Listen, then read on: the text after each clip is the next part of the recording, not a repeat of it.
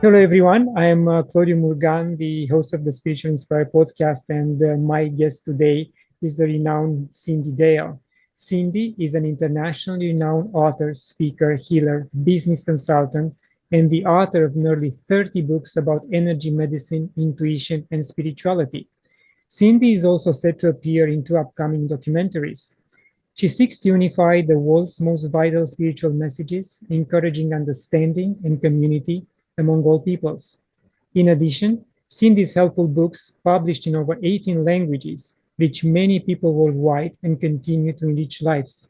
Cyndi, thank you very much for joining the podcast today.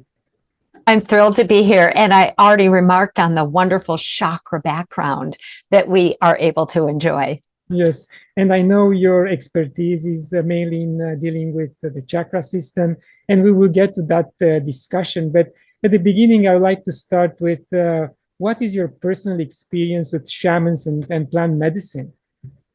Well, I was one of those kids who was very psychic. So I could see spirits, talk to ghosts, believed in fairies because I was able to see them, got in trouble for my active imagination all the time.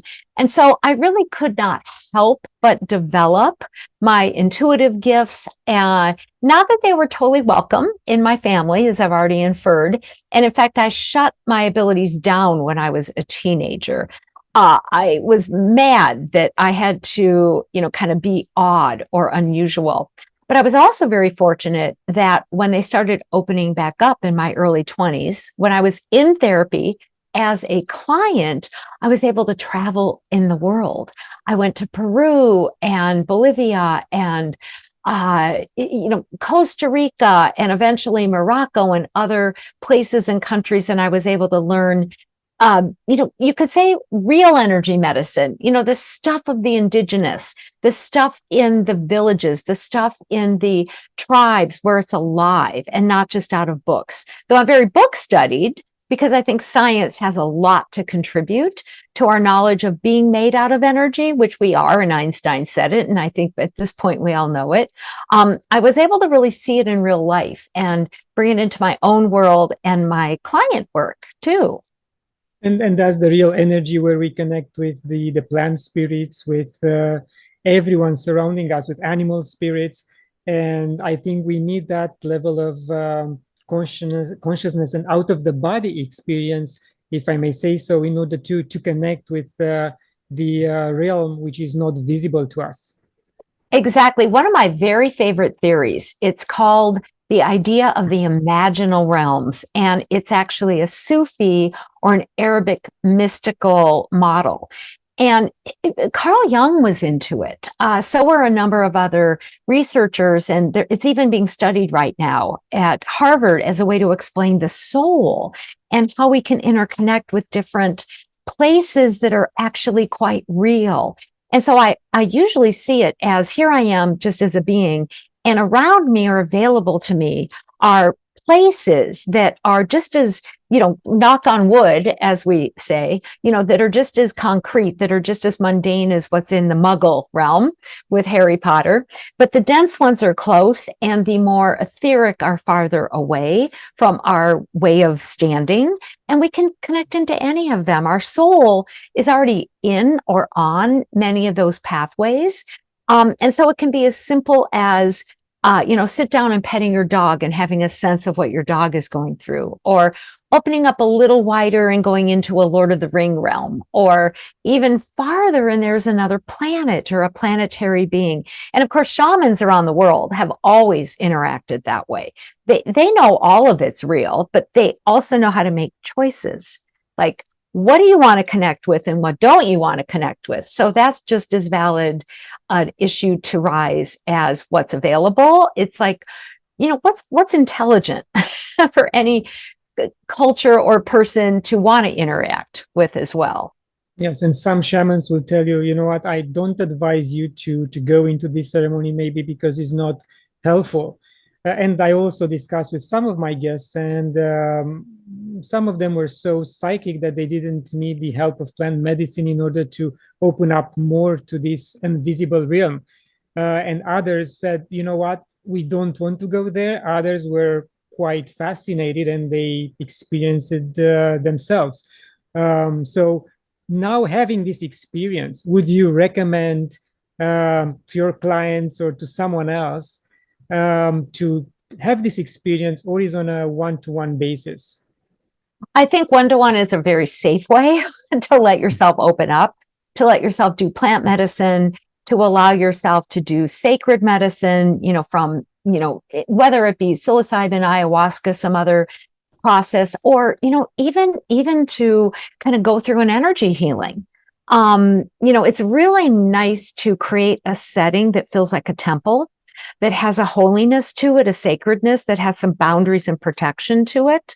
So absolutely, I recommend it as designed for the person. I myself, over the holidays last year, at the very, very end of 22, had a 9-hour ceremony with one person using a sacred medicine, and it was scary. I've done a number of different, orders, and tried different ways to connect with my inner self and, kind of what's outside as well. And there was a little bit too much in my system. Like I was given too much of the actual medicine. And I was scared. For 9 hours, I was walking around. I wasn't even spiritual, to be honest. I was telling jokes for 9 hours. I didn't sit down for 9 hours. I was just walking around telling jokes because it was sort of my coping mechanism for feeling too opened up until thank goodness there was just one person there, not a whole group intervening. And actually my dead uncle showed up too, which was great to have somebody from the other side, like attending to me. And in the very end, I finally was able to get to the point of it and go, oh, I just got to experience all these things I was scared of. What a beautiful process, and really darn scary too. So having a guide, having a helper, having a helpmate, dead and alive, may I say, that the living person is extraordinarily important while we're in a body as well, kind of really moved me through different of my, what I would call character defects and pain points, into a place of going, oh, wait, you know what? I'm more comfortable. I'm comfortable in my skin.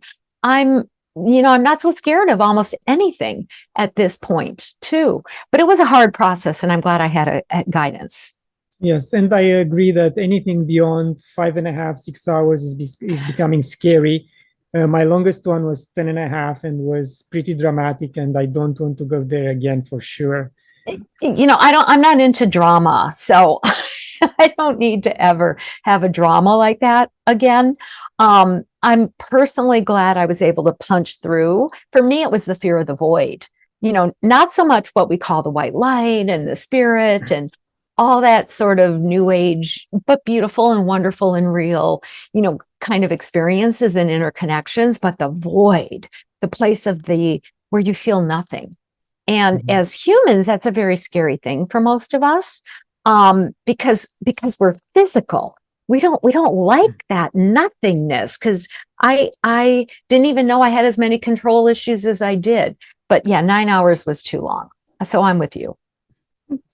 Moving into something which is very familiar to you, as I mentioned, the chakra systems. You talk about the 12 chakra systems, and I recently took a course on a 13 chakra system put together by a friend of mine, Rainey Marie Hiley. Is any system better than the other, or reveals more information than the other? Let's say it's the 7 or the 8 chakra system. So here's what I like about any chakra system that goes beyond 7. I think most people agree on the traditional Hindu 7 chakra system. Now, what's interesting about that, though, is Sir Arthur Avalon, or John Woodroffe, who wrote the book, right, that came out in the 1920s, into the 20s, et cetera, that's about the 7 chakra system, said, this is only one way to approach chakras. There are systems even in India and that Indus Valley that have 2 or 3 chakras, or many, many, many, many. what I like about the 7 in-body chakras is it brings us in the body. And as I know, we're in a body. We're to be embodied. We're not supposed to ignore feelings, emotions, physicality, what to eat, what not to eat that's good for us and sustains us, etc. So it's really good to be drawn in. I hanker after the chakra systems that have out-of-body chakras, however, because we already know, because of science and ancient spirituality, that we're so much more than the body. We don't start and stop at the skin. We're only made out of fields of light and sound. That's it. 99.999% of all the energy that is me is subtle. Most of that's subatomic. So gosh knows where it is at any given time. So why would we limit ourselves to what we can place only in connection to the spine, instead of connecting to energy bodies that might be about the cosmos or our powers or our affiliation with the earth and the cosmos?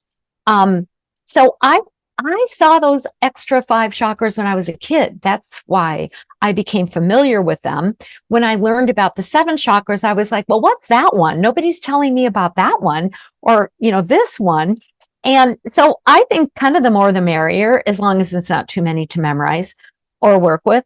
I have a client who uses an Atlantean chakra system. His very favorite and most potent life was in Atlantis. So his chakras look like more of an Atlantean set than not. I do have one book. I would never recommend somebody read it. It's at least 1,000 pages long. And it covers the second half is all chakra systems from around the world. And I could have probably tripled the book, to be honest. It was really a passion for me to go, oh, look what the Incans had, or look what the Aztecs had, or look at this, or look at that. And in the development of that book, I figured out there's many systems. There's many ways to approach it. But if I were going to summarize that one book, I would say almost every culture perceives chakras as graduated bodies of light and sound that help us know who we are and enable the world to be a better place. And they all point to some kind of, I don't care what word we use, cosmic deity, oneness, unifying force that we're part of. So that's the summation of that 1,000-page book. So people don't have to buy it. But the chakras that are out of the body, they expand our consciousness, which is a very good thing. So is it safe to say that mainly the Eastern world developed their own chakra system and not the Western? And even now, I think the Western world, especially the medical field, is not looking at the body from this perspective. The Western world definitely isn't, especially allopathic. So it's extraordinarily narrow, and most of the people I know find it very not helpful. I go to the doctor to get my regular checkups. If I break a bone, I'm going to go to the doctor. But even the allopathic community, what if they did understand energy? What if they did start really opening more to the idea of us being made out of sound and light? I mean, we're just starting to use ultrasound to heal, not just check on what's going on. We're just starting to use light in Western allopathic, what we call traditional, that's not, by the way. It's just narrow, lasers and this and that, to start to figure out the different bands of light and spectrums and ways to direct it with nanotechnology can actually enable healing.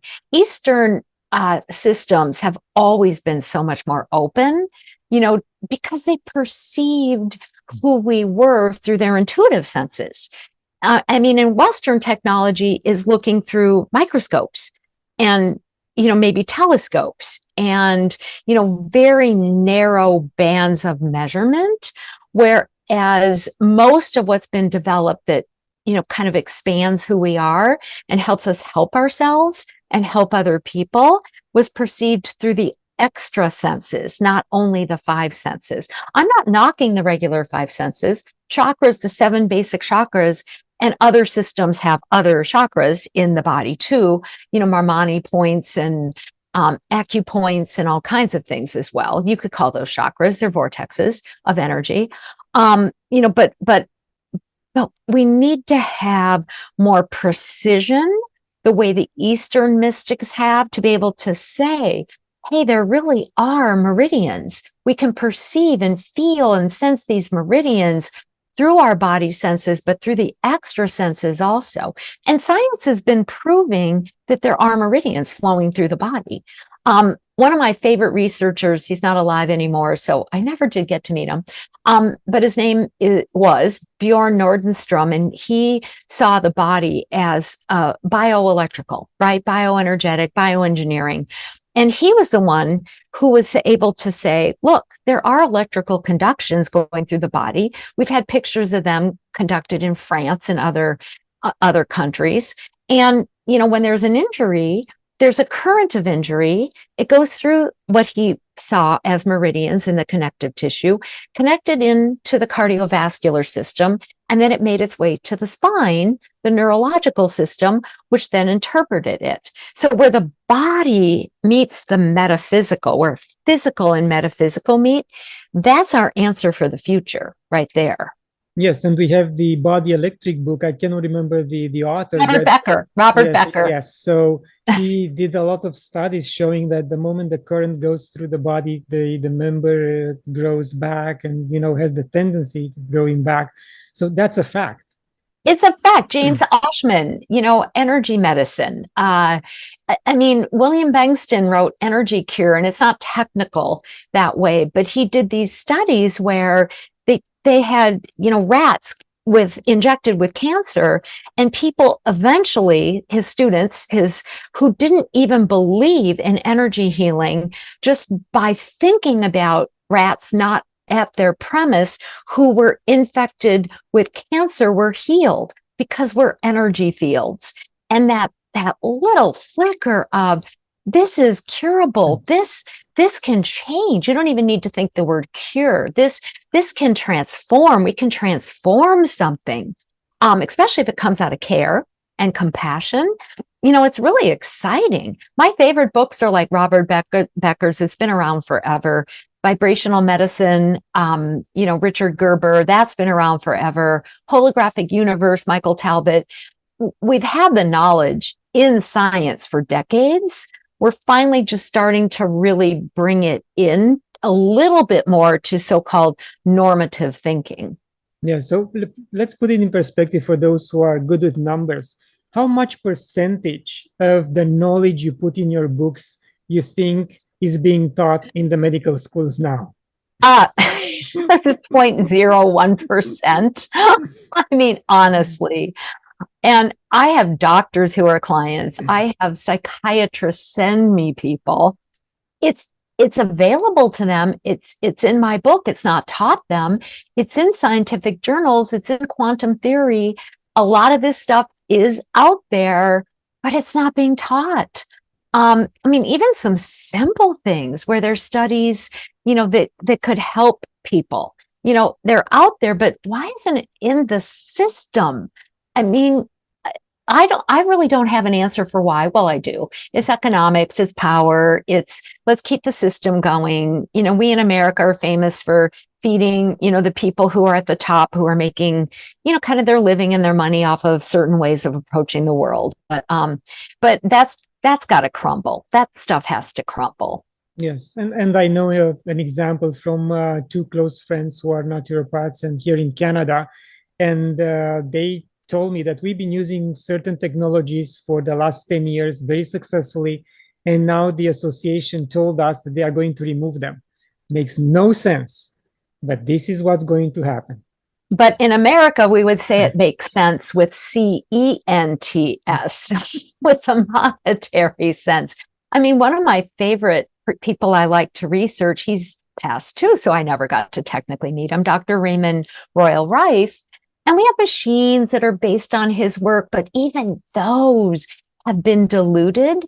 He did enormous research with his microscope, where he had lenses refracting light at different angles. And I've actually seen his research books. They're this big. And he was able to, redirecting light in different ways, right? Different frequencies, different ways. He was able to change lethal bacteria into non-lethal bacteria, non-lethal bacteria into lethal bacteria, but he was also able to morph microbes. So he was just working on this idea that there are certain families of microbes where one, family, in one form, the microbe's a virus, in another form, it's a bacteria, in another form, it's a parasite. So, our work with like germ theory, I use bleach and wipe out, kind of what I need to wipe out in my bathroom or whatever, right? But that's not really how the world works. And that data is just hidden over and over again. It comes up to the light and then it gets pulled down and comes up and gets pulled down. So hopefully we have a big enough, series of movements where there's enough people just sort of disgusted with what's available and they're going and working in different ways, even if it's just using herbs or supplements or acupuncture or, all these different tools that are available. It's kind of an exciting time because in many countries it is available if you dig.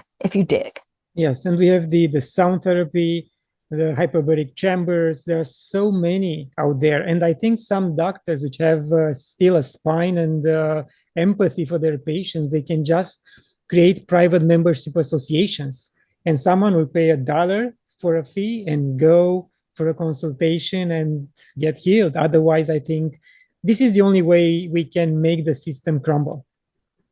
And I think it's on the way too. I think that's happening. I think there's enough individuals learning uniquely and separately and on their own because they have a challenge or because they're interested. So they're assembling knowledge for themselves. And because of that, now we've got emerging teachers and emerging practitioners who are sharing this knowledge too. But some of this data has been out.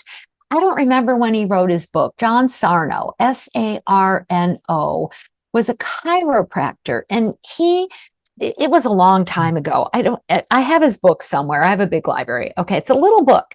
And he had clients heal back spinal issues, subluxations, and all kinds of things, that were ordered to go into surgery. He had them heal because he could just touch the part of the spine or different parts of the spine, help them do emotional release, and the spine would heal.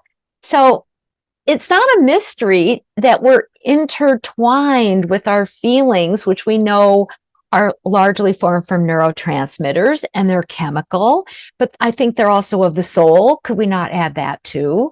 That we're chemical beings and we're also spiritual beings, and wherever we can meet those, I think energy medicine is where those meet, is, what I personally perceive.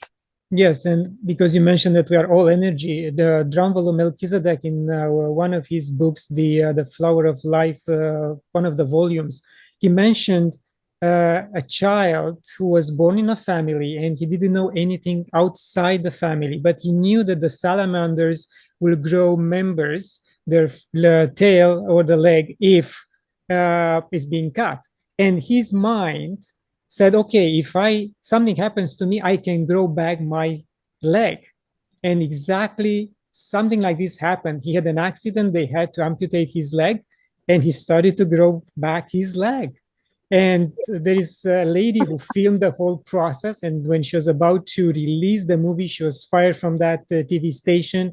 I'm trying to find her and see if we can put that video online. Oh, I hope you can, because the more people who know this, the more people will be regrowing again. And we're slow. Technology is useful. I know that we now have computer programs and brain devices that when somebody's paralyzed, they can literally connect the brain back to a part of the body. But we can regrow. One of the things I was always fascinated with, and I remember learning this in biology in high school, is that the developing embryo goes through just about every species state. So for a little while, it's like a salamander. For a little while, it's like a bird. For a little while, it's like a bear, or I'm just, we have many species. But we have the capacity on that cellular level to access those instincts, those ways of running our chemistry that all the species have. I remember when I was doing some sacred medicine several years ago in the jungle in Peru, one of the beings who interconnected with me said, every antidote is within you. It's within you. And so some of the teachings I've had just in the regular Western, educational system, really, it's in those two. That's there. Like, oh, embryonically, we can do what flies can do. Embryonically, we can do what lizards can do. So it's a matter of adding it up and then going with it, right? Yes. As individuals, it's kind of hard for me. Sometimes it's sort of hard for me to go, but how do I do that? Right? Yes. How do I do that? So I think science is supposed to present some of the hows, and when it's kind of not that good at that. So then we turn to Eastern modalities, Ayurvedic, traditional Chinese medicine, Reiki, hyperbaric chambers, ozone therapy. Those are different hows. But it was just last week I was reading something beautiful. I don't remember what I was reading. I read a lot. I love reading and learning. And there was a spiritual passage where what was unfolded was, for some people, just the trill of a bird can heal a heart condition. For another, it might be surgery. And yet for another, it might be eating, kind of a certain type of grape. So some of what makes this a joyous path is we can learn what's available, but we also have to know what needs to be customized to who we are uniquely too. Yes, you're right. And yesterday I listened to an interview with Michaela Peterson, Jordan Peterson's daughter. And since she was young, she developed a very terrible disease. It's too complicated for me to replicate the name. But after many years going to the doctor, nothing happened. And she realized that she had to take her health in her own hands, and realize that she has to eat meat only, sirloin, breakfast, lunch, and dinner. And she's a beautiful human being right now, full of energy. And this is the only thing she can eat, which it goes against maybe what you think or what I think, but it's good for her. And this is how she's going to go with life from now on. Don't you love that? Because it is still about us. I had a client several years ago. She came in to see me. She had cancer. I can't remember if it was uterine, and it metastasized, like I think to stage 3. And the doctor was like, well, we don't really think treatment's going to help you, but we could do this and that. And she sat across from me in this very room. This is in my basement. Now it's a studio. And she sat across from me, and I hardly talked the whole time. I'm used to people coming to have me speak or the guide speak through me. I hardly said anything. She talked about her feelings. She talked about her son. She talked about the factory she worked in. She talked about all kinds of things. I don't remember all of it. And then at the end, she said, well, thank you. And she got up and she left. And I'm like, well, you're welcome. And she contacted me 2 or 3 years later. She said, oh, that was such a great discussion. The cancer stopped growing. I've been perfectly fine for these 3 years. I think I just need to come in and talk to you again because it started growing again. And I'm like, well, of course I can have you come in and I'll listen to you. So that was her method.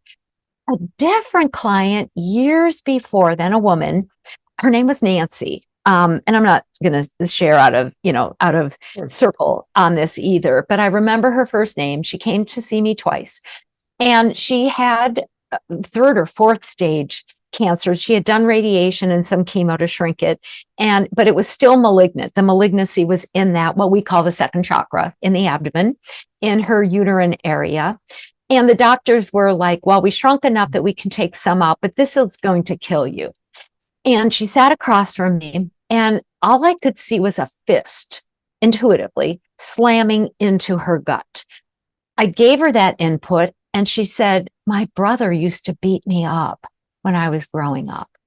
So we did the emotional work, the energetic emotional work about what that felt like, and that his pain and rage at his own life, she was holding that inside of her. So she felt her feelings, she released his energies, and she came back to see me again a few months later. She said, well, the doctors still did the surgery, but when they went in, they could take out the entire mass because it wasn't malignant anymore. So the energy charges causing the malignancy had literally just been stripped away. And, she survived. She went on, I don't know if she's still alive. This was maybe 15 years ago. But it's different. It's like that, different ways for different people. So there needs to be that sense of self-reflection and self-responsibility, but also just understanding the beauty and the mystery of working with energy is like you get to that place that's so-called causal. Heisenberg's uncertainty principle said there's nothing causal, but whatever. It's confusing, right? When you start working with quantum. But you get to that point where you're unfolding and you have more power inside of you now. You can make different choices. What I like to do, if I can, with self or others, is have them perceive that whatever's creating the uncomfortability is meeting a need. Maybe it's an addiction, maybe it's an illness, but you don't need to have any shame around it. If you can get to the point that there can be a need met in a different way, like a healthier way, like eating meat, go for it, go for it. And then that what's causing the rubbing, what's bringing up the question mark, the different solution can actually help you be healthier rather than unhealthier. Yes, it's such a fascinating environment and idea, and the fact that we can go either way on our spiritual path and our life based on the energy we accumulate or exude or the thoughts we think, even the water we drink. And because I'm passionate about water, and still we don't want to believe in this type of let's say subject. And for those watching, I really encourage you, even if you don't believe, try to see what caused stress in your life, in your childhood, in your teenage years, because the disease you have right now or the uncomfortable feeling you have right now can have the root in that past event. So again, even if you don't believe, a healer like Cyndi, and there are others out there you might resonate with, can heal that wound and make you healthy. It's that uncovering. One of my first memories, and I did have a memory in the womb that I did remember when I was born, after I was born. And I was inside my mom, and my mother was arguing with my father, and I had awareness. I believe I could see. So I was probably a little further along, and I saw the sound waves and the colors and the distortions of their arguments going into me. And I mean, even as a child, I remember that remembrance. And everywhere those sound waves hit me, it was mainly on the left side of the body. I had some kind of a problem or an illness, whether it be a broken foot or ear infections or later heart palpitations when I was in my 30s. And I mean, I find that fascinating that I let myself remember that to kind of beg those questions like, where do these issues originate from? And it's not about blaming. I mean, we just pass them around generation to generation and person to person and, whatever. It's not a blaming. It's that uncovering of origins so we can move into what was there. So we empower ourselves to change it, or to allow it to be changed. Because, I don't think we don't have to do everything ourselves. I mean, come on. There's, like you're saying, there's so many healers, there's so many practitioners, there's so many beautiful therapists, and, even cancer specialists and treatments and guides. I mean, I do believe in the invisibles. So we don't need to be alone on our path. Yes, and what you mentioned about your womb memories, it shows that we are so sensitive, but at the same time so resilient, and we can change and go through the tunnel. Yeah, the resiliency is important. I went through a stage where I was researching a lot about resilience. See, and it was more like with social scientists, therapist type people researching, like, why do some kids go through a family and they seem to thrive and others just don't? And we are resilient. And I think we bring in certain issues with us. I think we have different life paths. I can never judge somebody's path, to be honest. Maybe they learned as much as they were able to, through a certain round, in this lifetime. And, then it was time for them to go, or then they just surrendered. Maybe they were like, I just don't want to keep doing this. So I don't judge that. But we do have a lot more resiliency than most of us know. We have psychic resiliency, we have psychological resiliency, we have cellular resiliency. We have memories in our cells of our ancestors who got through a disease or got through like a depression or a hard time. So we can access that, as well as we can access, kind of the sad giving it up attitude too. Yes. Cyndi, I read in your book, Subtle Energy Techniques, that the most effective way for interference to steal life energy is to make someone feel angry, sorry, scared, hopeless, and powerless. So is this what happens during the last 3 years? Do you think someone fed on humanity's fears of getting sick or dying? Absolutely. So I love talking about that idea of interference. And I use that word usually, instead of dark entities or dark forces or light entities and light forces, because a living person or being can be interfering, right? But typically when we talk about interference, we're talking about the more supernatural, the more metaphysical, that which is beyond what's happening, within somebody who's in a body. All right. I find that what's happening today is phenomenally, to me, could be labeled as interference by forces, by not good forces.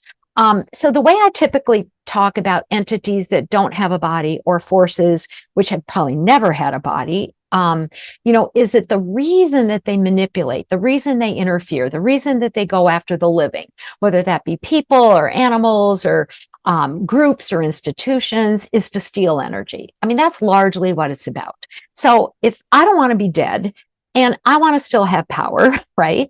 I'm going to try to manipulate the living to have them give up their life energy. And the way you do that is by creating addictions, creating, dark emotions, is dependencies, by having, dependencies, addictions, diseases, feeling bad about themselves, going and hurting other people. You raise leaders who are going to kill people or hurt people. And, it's more the forces, which are like consciousness bodies, versus entities that I think are really running a lot of what's going on in this planet, creating genocide, racism, sexism. And they could go after big groups of individuals that way. Look at what happened and is happening in Syria, Sudan, Ukraine. Before Putin invaded the Ukraine, I was working with a client. She was a venture capitalist, so a normal person, right? Not really into all this stuff. And she was sort of looking for some ways to steer finances, what to invest in. And I saw this bomb going off. And he did, in fact, later, a couple months later, test a bomb. And I kept seeing Putin with these forces talking to him. And of course, Russia has a long history of believing in the invisibles. All right. Very wonderful psychic research, energetic research, but also, there's a lot of interference everywhere. But I kept seeing this force trying to convince Putin, you are a reincarnation of Peter the Great. You need to take back the land. You need to return the land to the motherland. And that seems to be what he's doing. And so there's often forces or entities moving in the great, what we would call the big people, right? The ones with a lot of money, with a lot of power, tempting them, moving them in ways that are disempowering, kind of the everyday person, and almost forcing them to be scared or to follow or this or that. Hitler had an entity. I mean, I talk about this in a lot of my books. He had a friend when Hitler was 17, he had a friend watch Hitler, and he saw this entity go into Hitler and start talking through him. Hitler, during World War I, was in the trenches, and he heard a voice say, escape the trench, and he did, and everybody else was killed who was in the trenches. So what forces, what entities were striving through Hitler during a time period in Germany where they were defeated in World War I? They didn't really have a national belief system. They didn't feel good about themselves. The world had turned against them. So he gives them an enemy. He gives them a dark force and a so-called dogma to follow. And look at what happened. Not just Jewish people, lots of different ethnic, cultures were so-called being cleansed, because in that time of them being persecuted and killed, there's energy coming up to feed the dark forces and feed the dark entities. How do we feed this ourselves is the question I think individuals need to ask right now. How are we feeding the hate? How are we feeding these dark forces? America's really bad right now. I'm not going to go into the politics. I'm talking about the forces that are play. I sit back and I kind of say, can't people perceive these? What do we think we're believing in right now? Because a lot of the logic is not logical. A lot of the beliefs aren't beliefs. They're just pure, hypocrisy. It's just pure interference. So I love talking about that because I think as individuals, we're beholden to not go down those paths. Yes, and this leads me to into another question, because I recently had a discussion with a family member, and we talk about what happened in the last 3 years, and I was trying to explain and put some common sense into what I was saying, and moving around certain things, and I couldn't break through. And later on during my meditation, it came to me, the word innocence came to me, kind of let him still be innocent in his mind, because if you force it too much, he will turn against you, or he won't believe anything else you will say in the future. So let him come to his own understanding on his own terms. So maybe we have to let these people who don't see through now stay innocent, in between quotes, until they will have that revelation on their own. That's beautiful. I remember studying psychology in, I don't know, junior high, and learning that basic concept that people don't change their minds. Like they don't typically just all of a sudden see the light or grow through their family and see what's been going on and change. We do it in little bits. And the more you fight, right, the more resistance somebody builds up, because there's that desire to stay right and righteous and then build the boxes. So that's beautiful. I do think it's just on each of us, very much so anyway, as individuals, to just say, I want to stay in some truth. I want to keep knowing who I am. Where am I to be? How am I to serve? Not in a codependent way, right? But how am I to open up more light? One of the series of books I really like, it's a young adult series called The Dark is Rising, set in Wales by Susan Cooper. And these are kids' books, right? This is like for 7th, 8th, 9th grade, but it's all said in the title of the series in the first book. the dark is rising. But the message is, when the dark is rising, so does the light. And that's been that way for a very long time on this planet. And there are souls that are called when the dark is, rising, to come in and shine more truth. It's not a certain color. It's not dark versus light, right? But to open up more truths and to do it in such a way that more and more people are clearly able to see, rather than, kind of pushing the light away too.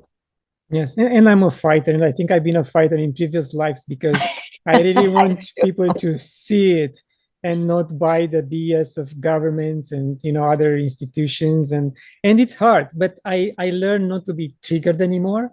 When I feel that I'm getting triggered, I have to step back and say, okay, yeah, I understand. Let's move on to another subject. Well, that's good. I've been an arguer my whole life. I've been about logic. So when people start saying stuff that just makes no sense, I like to go, well, A, B, and C. I took philosophy in college, right? Where you learn the Socratic dialogue, and it really doesn't go over with people when I just start arguing. So I don't go to parties, which is probably quite fortunate. So I don't get into those discussions very often. Yes, I mean, I can tell you that we are invited only to parties where certain subjects are being allowed. That's right. That's right. Cyndi, do you work with inner child, and how important it is for us to heal that aspect of ourselves? It's vital. And the kind of work I do is pretty spread out. I mean, I'm really fascinated by the studies of and the existence of past lives and reincarnation and in between lives and this realm and that planet and that planet. And you absolutely cannot bypass the inner child work. It's the necessity. I even believe that many of the issues we have in a lifetime, maybe we carried in, but they're recreated in our family systems. My own path involved starting family systems therapy, which is all about working with the inner child and the passing down of shame cycles, addiction cycles, and bringing in others' emotions and living them out. I started therapy at age 19. So I've been able to tend to the psychological aspect of my own growth, and I try to bring it into the energy system as often as I can. It's pretty tempting in spiritual communities to do what's sometimes called spiritual bypassing or emotional bypassing. I'm just going to meditate. Well, good for you. But if you have an angry inner child, that angry inner child is going to throw something at somebody, right? Or, just sort of, kind of just go into la la land and do a past life and never address the feelings that you had when mom was yelling at you or when you were abandoned. After decades, I'm still working inner child work with myself. It's not quite the same. I'm not surprised by that much. You know what I mean? It's more like it's almost a comfortable path because I have more gentleness with myself and more kindness. And, certainly greater reserves and more self-responsibility around what I'm going to do with a traumatized inner self or how I'm going to help that self. But I think it's imperative. I really do. Yes. And the more I learn, the more I realize that the work we have to do on ourselves in this lifetime is another challenge, not just going through life and achieve certain physical goals, but working on ourselves through what happened in previous lives and what happened in our early stages of this life. And that's paramount. And I think 95% of us won't do it in this lifetime. We don't realize how important it is to start this work. Well, there's even really interesting studies on diseases that most of the diseases that somebody catches or goes through, whether it be, and I don't mean you catch emotional illness, but the emotional and mental and physical, much of that actually starts in the womb. So, we're inside of our mom. We're taking on feelings. We're having experiences. We're born. those early months are critical, and they're nonverbal. And so those are often the most potent places to work, until we're like 2 or 3. We're absorbing, we're interacting, we're making conclusions without our brain being really clear. So a lot of that nonverbal work is sometimes the somatic, sometimes even the most powerful work that we can do. So I like approaches like EMDR, eye movement desensitization, kind of therapy, and some of these, some forms of hypnosis or brain spotting or energy work that brings you into those early experiences, because we're unlocking ourselves. And what we work through at those earliest of ages, we get to grow up even more, into who we really are, no matter what our age is right now. Yes, and a very good friend of mine used to do the rebirthing process in the 80s and 90s. And I know he helped a lot of people to relieve those birthing traumas and get better. Absolutely. When I work with my therapist, who's also a Sufi and Jewish and works with a lot of different modalities, but we work with, she's a Sufi, so she uses the word Allah, the divine, and we work with the divine to help with that reparenting. But it's usually age 1 for me, age 1, age 2, age 3. I'd love to know that I'm cleaned out at some point, but but kind of in the meantime, there's always a wisdom. There's always a wisdom to grow, and there's always a way that I have a softer understanding than of other people. I think that's critical. My youngest son is 24, and for about 2-3, he's gone to therapy since he was 4. Okay, let's just be honest. I went to his therapist to learn how to be a good parent for him. But he has spent the last 2 to 3 years really intensely, the last year, really importantly, what did mom do? What did dad do? How did it impact me? And he just brings it up. It's a beautiful process. He has a great way of saying it. He'll call me. He goes, now, Mom, I don't want you to be hurt but that anxiety that you had, and this is how it impacted me, Mom. He's just doing this amazing job of growing himself. And I feel really honored that he can bring this up with me, because I have so much to learn from his feedback to me. He actually spent a month and a half on the road this summer.